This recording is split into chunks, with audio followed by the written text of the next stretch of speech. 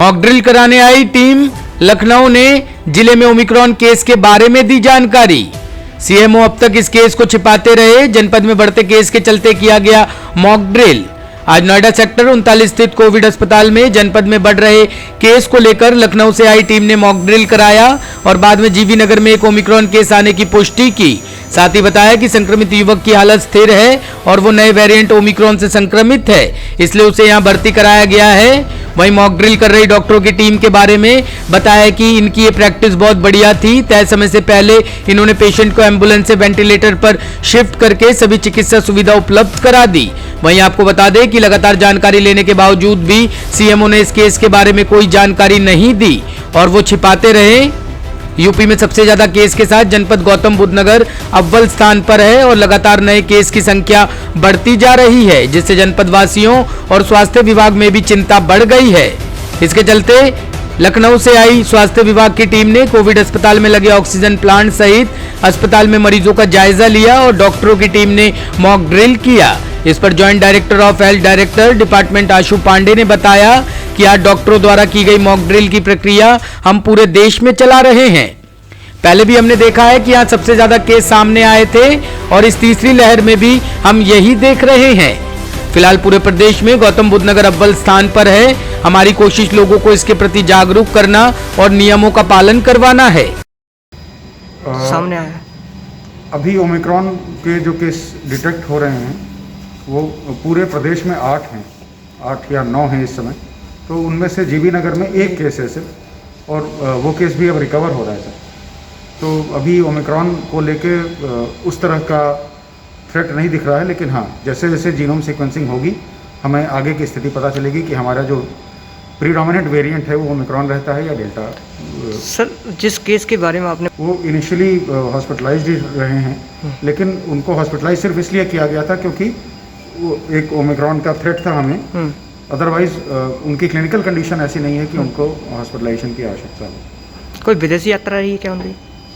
उनकी यात्रा की हिस्ट्री थी, फॉरेन ट्रैवल की हिस्ट्री थी उनकी, लेकिन उनका जो क्लिनिकल कंडीशन है वो ऐसी नहीं थी कि उनको हमें उस वजह से हॉस्पिटलाइज करना पड़ा हो। सिर्फ उनको आइसोलेट करना था, उनकी जीनोम सीक्वेंसिंग करानी थी, इसलिए हॉस्पिटलाइजेशन की ज़रूरत पड़ी। देखिए, गौतम बुद्ध नगर में एक्टिव केसेस ज़्यादा होने का रीज़न ये है कि ये एनसीआर के अंदर है, और चूँकि दिल्ली में केसेस ज़्यादा हैं तो नेचुरली थोड़ा सा ट्रिकल डाउन करते हैं जीवी नगर में, गाज़ियाबाद में।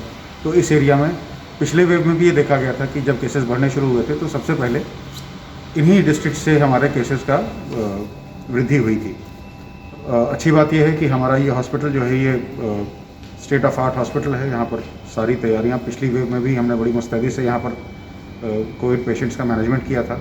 रिस्पांस टाइम, जैसा सीएमओ साहब ने बताया है कि विदिन 5 मिनट्स हमने केस को एडमिशन से लेकर ऑक्सीजनेशन तक 5 मिनट के अंदर सारा प्रक्रिया पूरी कर ली है।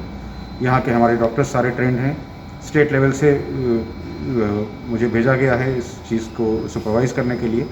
तो ऐसा लग रहा है कि अगर हॉस्पिटलाइजेशन की नौबत भी आएगी केसेस की, अगर केसेस का नंबर ज़्यादा बढ़ता है तो और अगर माइल्ड केसेस रहेंगे तब तो कोई दिक्कत नहीं है। अगर मॉडरेट या मॉडरेटली सीवियर केसेस भी रहेंगे तो उनको इस तरह के जो हमारे कोविड हेल्थ फैसिलिटीज़ हैं, और इसके अलावा जो हमारे ब्लॉक लेवल पर भी ऑक्सीजन सपोर्ट की सुविधाएं उपलब्ध करा दी गई हैं, उनसे इन सभी केसेस को पर्याप्त ऑक्सीजन मिल सकेगी और पर्याप्त मेडिकल मैनेजमेंट हो सकेगा। सर, सेकेंड वेव में जितनी भी चीज़ों से सबक लिया गया, उसमें जो सबसे बड़ा एक इशू समझ में आया था वो ये था कि बहुत सारे हमारे रोगी जिनको हम सिर्फ ऑक्सीजन सपोर्ट पर रख सकते थे, उनके लिए सुविधाओं में बढ़ोतरी करने की आवश्यकता समझी गई।